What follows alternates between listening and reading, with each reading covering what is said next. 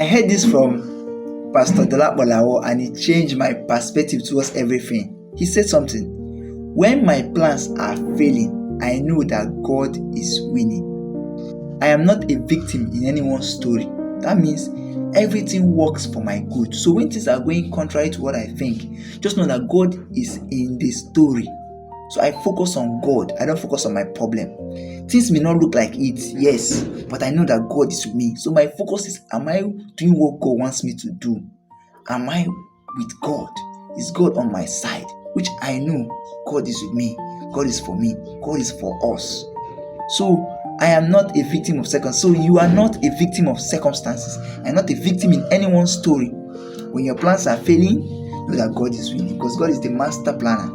He has the best plan for us. Okay? And God is going to perfect all that concerns us in Jesus' name. Amen. I am rooting for you.